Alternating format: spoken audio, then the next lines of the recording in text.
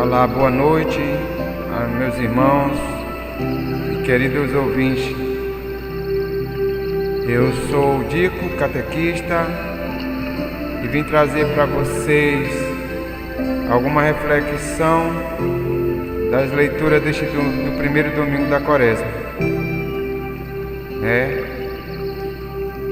Vamos falar do compromisso batismais,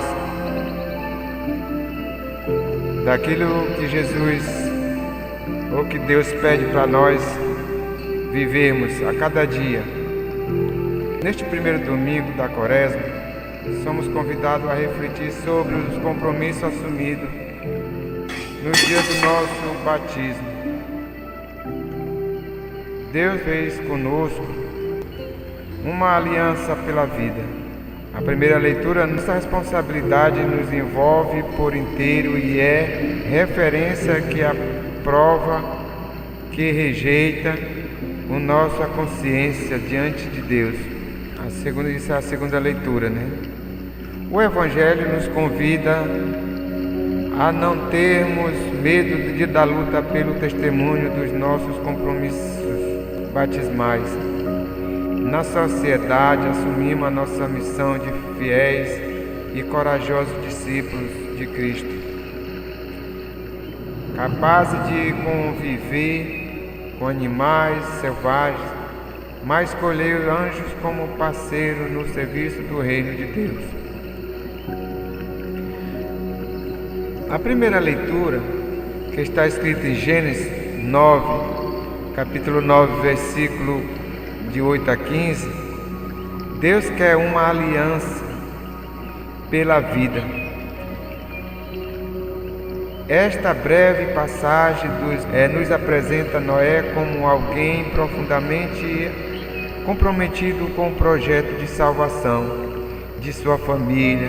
Desde seu nascimento, Noé é visto como sinal de bênção e consolo.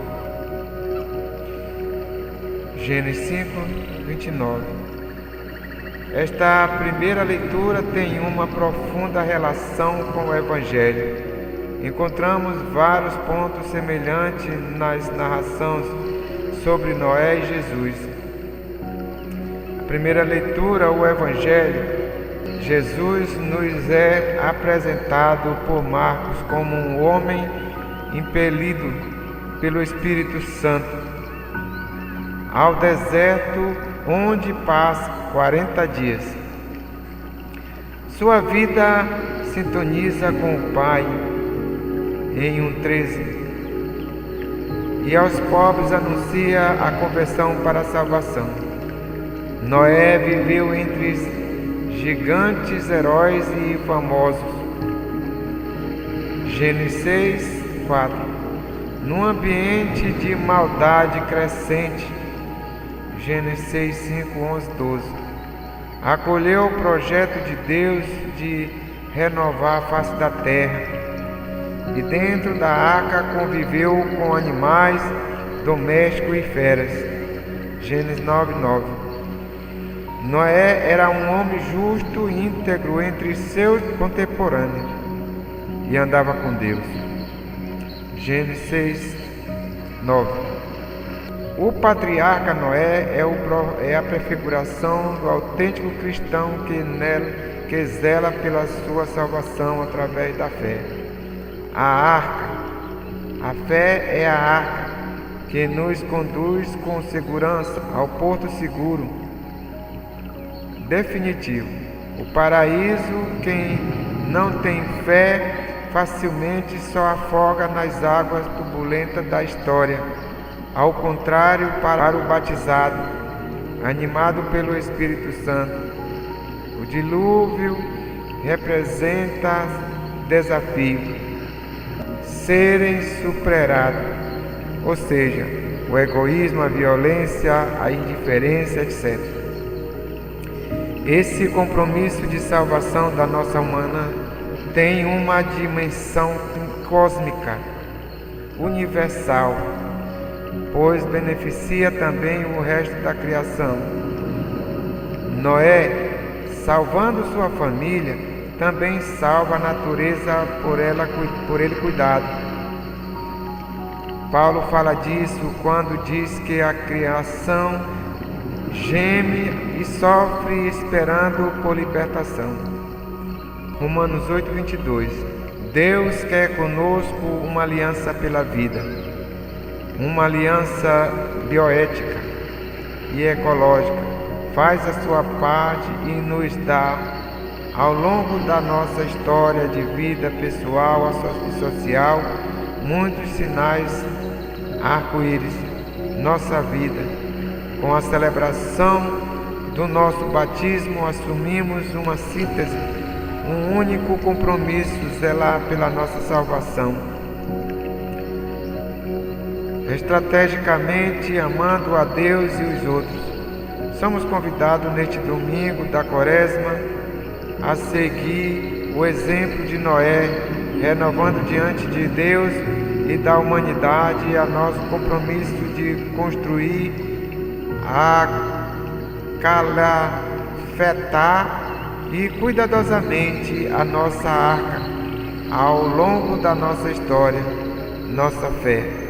1 Pedro 3:20 e segunda leitura. Uma barca furada logo afunda. Uma canoa rasa logo é invadida pelas águas do dilúvio da história. Um barco sem leme fica à deriva das ondas. O Espírito nos conduz. A fé é um dom, mas também é uma responsabilidade humana. Construção. Porque para ser aprofundado é necessário, por parte da pessoa, o seu esforço reflete estudo, oração, calafetagem. É o ato de tapar os furos de uma embarcação para que não entre em água. Assim, não afunda nossa fé também. Precisa ser calafetada, deve ser ao máximo possível preservada de impureza, das águas do dilúvio e dos males do contexto social e cultural onde vivemos. Quando ela fica contaminada, se torna ideologia, deixa de ser um caminho do Espírito que nos conduz à vida eterna. O Salmo 25:24. Este salmo é uma oração de súplica no qual apresenta duas situações distintas. De um lado, suplicante sente-se pressionado por causa dos seus inimigos, sentindo-se solitário e infeliz, angustiado, e implora socorro a Deus. Por isso pede que não fique envergonhado, os seus inimigos não triunfem sobre si. No Salmo 25:2-3, 16 e 20, por outro lado, parece-lhe fortemente como o inimigo que aflige a consciência de pecado. Pede a Deus que não se lembre dos desvios de sua juventude. Salmo 25:7, que olha seu sofrimento e miséria, mas perdoa os seus pecados todos. Salmo 25:18, o salmista revela ainda a sua consciência da necessidade de andar nos caminhos de Deus. O Salmo 25:4 e 5, pois a Deus é a bondade e retidão, e aponta o caminho da vida para os pecadores, bem como ele guia os pobres com fome e o direito e ensina a eles o seu caminho. Salmo 25:8-10. A segunda leitura, que é a carta de 1 Pedro 3:18-22, o efeito absoluto da morte de Cristo. Em primeiro lugar, Pedro nos apresenta a validade absoluta da morte de Cristo, Senhor da história. Cristo morreu uma vez por todos pelos pecados. 1 Pedro 3,18. Isso significa que o benefício do seu sacrifício na cruz atingiu também aqueles que morreram antes dele. 1 Pedro 3,19-20. Esse absoluto dom é real, sempre presente pelo fato de que Jesus Cristo é o Deus encarnado e, enquanto Deus, Ele tem o domínio de toda a história, presente, passado, futuro e submeteu a si mesmo todas as suas criaturas e poderes. 1 Pedro 3,22. Para Deus não há limite. Para aquele que vive na era cristã, somos convidados a acolher a graça do convite à salvação através da vivência dos nossos compromissos batismais. Cuidar e cultivar uma boa consciência diante de Deus, mediante a ressurreição de Jesus Cristo. 1 Pedro 3,21. Essa boa consciência diante de Deus, da qual Pedro fala, significa o confronto ao qual submetemos a nosso agir, escolhas e atitudes. Para Paulo, a bondade da consciência é testemunhada pelo Espírito Santo. Romanos 9,1. Não pela própria pessoa, pois falta de acusação da consciência não significa inocência. Deus quem tudo julga.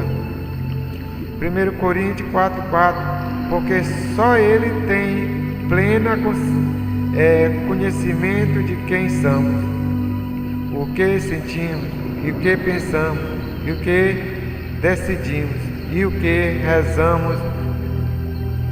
Da parte do cristão, resta o dever se fizer sempre o bem.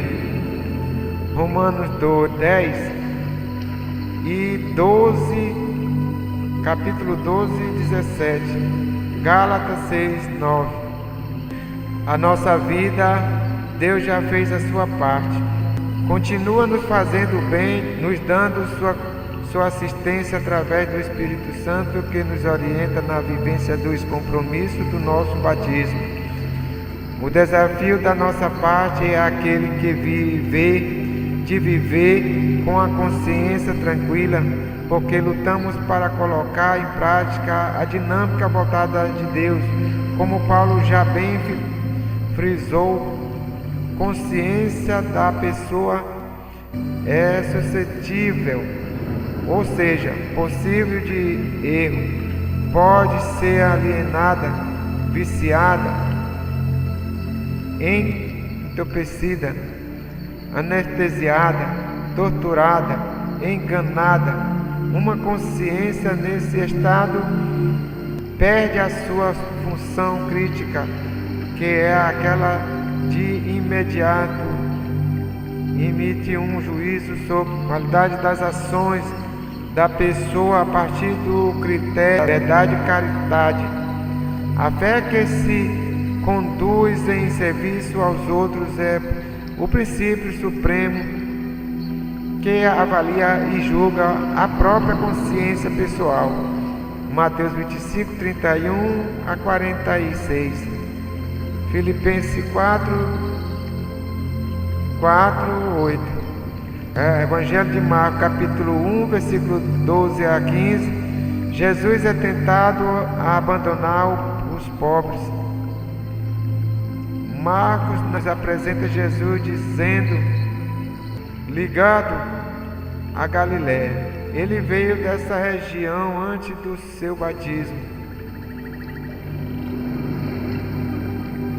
Marcos 1:9. Pois o batismo ela retorna. Marcos 1:14. O Filho de Deus tudo transcende. Portanto, Marcos em seu evangelho não está preocupado em evidenciar o apego de Jesus ou a opção por um território simplesmente para melhor atendemos essa questão bastante, lembramos o fato da história de que no tempo de Jesus essa região da Palestina era habitada basicamente por pobres. Era o alvo de poucos cuidados políticos. O centro da referência era a Judéia e Jerusalém era o capital para onde tudo convergia. Com isso, Marcos que dá referência ao fato que, desde o início da vida pública de Jesus, ele mostrou a toda a sua radical opção preferencial pelos os excluídos e pobres. Começa cuidando dos pobres galileus, em jovem Galileu, promovendo seus irmãos. Nos versículos apresentados hoje, Marcos nos revela que essa missão é difícil, pois a pobreza tem uma história, deixa sequela da vida da pessoa, é gerada a pessoa que nela se interessa para mantê-la, ou dominar os empobrecidos nessa missão. O grande aliado de Jesus é o Espírito Santo. Ele impele Jesus ao deserto, ou seja, a viver movido por uma contínua relação com o Pai, quem lhe confiou essa missão. Marcos 1:12. O deserto, mais que um lugar geográfico do ponto da vista bíblico, é um estado de espírito que leva o fiel a confessar sua consciência de dependência de Deus e sua necessária comunhão com Ele. O deserto para Marcos também significa a missão de Jesus com a totalidade das suas dificuldades. A fidelidade à missão implicará a necessária experiência do serviço, sacrifício da generosidade, da descentralização pessoal, do desapego, da total dependência de Deus.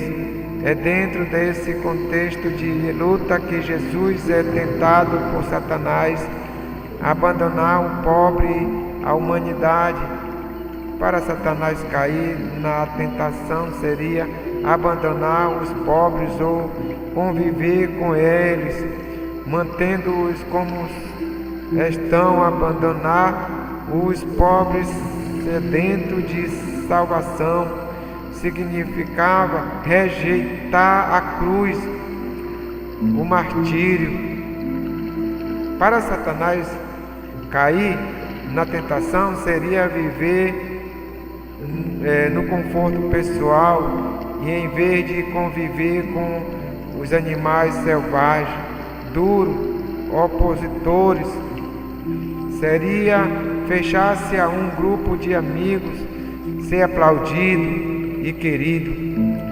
Jesus viveu entre animais selvagens e anjos. Marcos, simbolicamente, com essa imagem, quer nos dizer que Jesus teve opositores, inimigos pessoais que lhe foram indiferentes, que o rejeitavam, que não acolhiam. Quando um animal selvagem vê um humano, corre, ataca, mas não foi só isso. Jesus também viveu rodeado de anjos que o serviam. Seus discípulos, os pobres que ocorria, o seu encontro movido pela fé. Maria, sua mãe, mulheres que a acompanhavam e lhe ajudavam. Lucas 8:1-3. Jesus não agia à semelhança de um sociólogo mapeado à pobreza. O que lhe interessava era, antes de tudo, o coração, a mentalidade, a postura das pessoas. Por isso os pobres são chamados à conversão. Marcos 1,15. É necessário decidir-se pela salvação integral e vida eterna. Nossa vida. Logo após o seu batismo, Jesus intrepidamente assume sua missão num contexto profundamente marcado pela violência. Seu precursor João Batista tinha sido cruelmente decapitado. Jesus, mesmo diante dos discípulos, reconheceu esse drama, dizendo: desde os dias de João Batista até agora, o reino do céu sofre violência. Mateus 12:12. Contudo, essa realidade em nada intimidada, Jesus, que, totalmente movido pelo poder do Espírito Santo, inicia o anúncio do amor e da paz. Jesus voltou para a Galiléia com a força do Espírito e sua forma espalhou-se por toda a redondeza. Lucas 4,14. Eis alguma mensagem desse texto. Quem é movido pelo Espírito Santo não tem medo. Isso é um fato documentado por todos os evangelistas. Jesus é confortado pelo seu Pai através do Espírito Santo. Assim também pode acontecer conosco, à medida que cresce a nossa paixão pelo reino de Deus. Mas somos confortados pela presença de Deus em nossa vida, que arranca o medo da nossa alma, e a experiência do deserto rebustece a nossa espiritualidade. A experiência do deserto é a oração. A promoção do reino de Deus implica com sabedoria. Sabemos conviver com animais selvagens, mas faz-nos ajudar por anjos. Todavia, o desafio maior e mais nobre é aquele de assumir pacientemente, com coragem, transformação de animais selvagens em anjos. Os pobres são chamados à conversão porque o reino de Deus interessa essencialmente o coração, amor e a consciência da pessoa. Jesus dá prioridade aos pobres porque reconhece neles a dignidade humana ferida por seres vítimas do sistema político-cultural excludente e viveram sem meios para efetivarem a própria libertação. Mas para Jesus isso não basta. A pobreza econômica não é o sinônimo de santidade. Há pobres moralmente culpados e espiritualmente mesquinhos. Jesus, sabendo da ambiguidade do coração humano, os convida à conversão.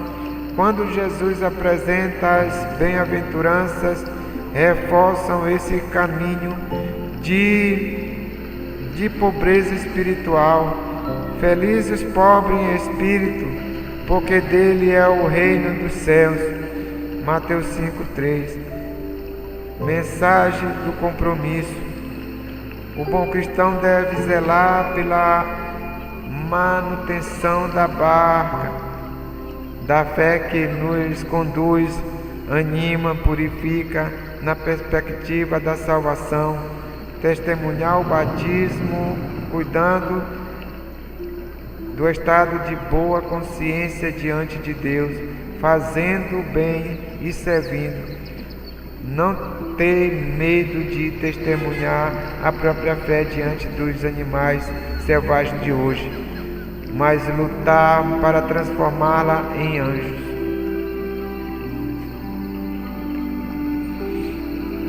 Amém.